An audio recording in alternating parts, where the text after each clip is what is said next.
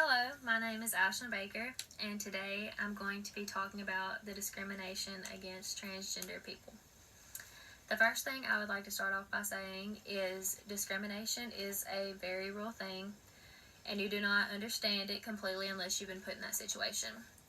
Many people everybody has opinions on everything, but discrimination is a fact and it's not an opinion. With that being said, this is a speech on transgenders. Transgenders frequently experience more discrimination than others, as if it was a normal person just walking down the street. Transgenders are going to hear more slurs and all that, people making fun of them. And in the studies that I did, the 3 studies I researched, the first one, the study was done by the National Center of Transgender Equality and the National Gay and Lesbian Task Force. This study talks about the rates, such as percentages of people being refused health care, or just in the healthcare percentage is.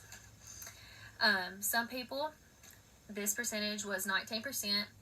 19% of people that went into a healthcare facility looking for or seeking medical attention was 19%.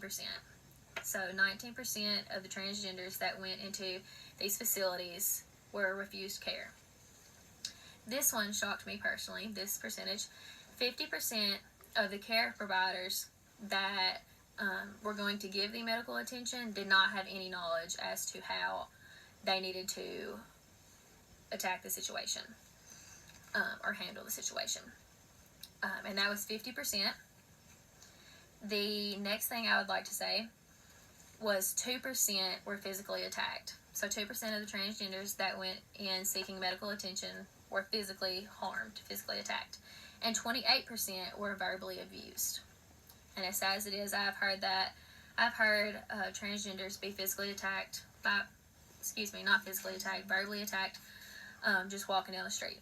Just being themselves walking down the street. The second study I looked at mainly told me what transgenders were. It gave you background as to who they are and why they are the way they are. This study was written by Katie Koch and Richard Bills, called the Transgender Employment Discrimination.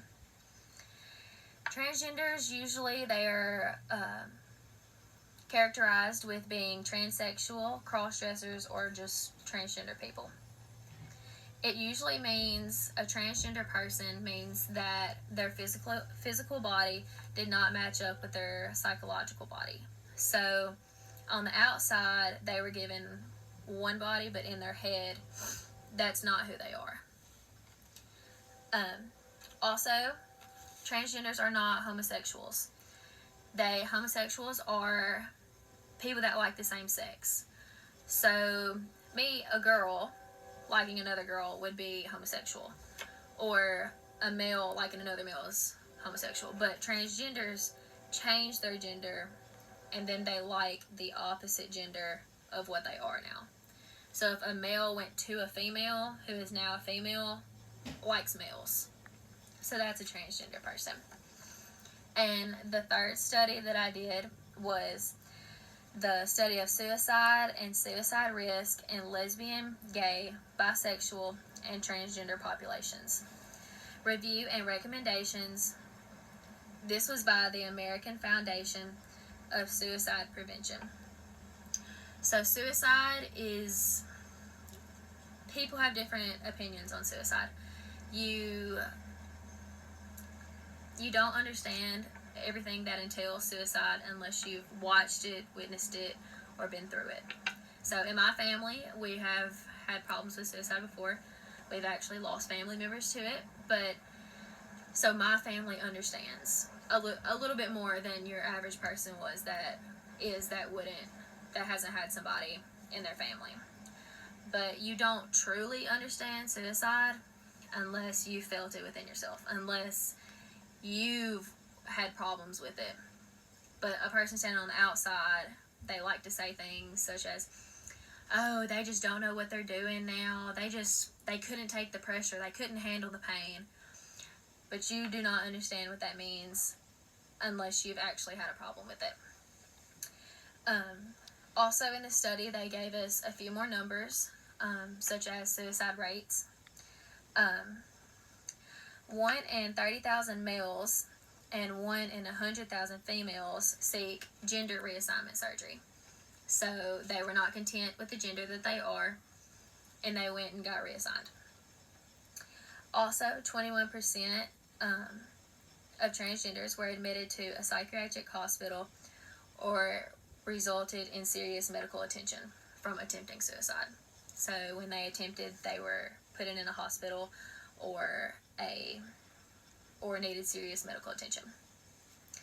With that being said, with this whole speech being said, I would like to give you a quote written by Daniel Klein. I didn't realize who I was until I stopped being who I wasn't. And that goes out to the families that try to force their child to be one way. And that's not who they are. I also have one more quote before I finish. It was not about bathrooms, as it was never about water fountains. Written by George Taker. Thank you. Also, please excuse the train because I didn't even know one came through here until I was rewatching my video. Thank you.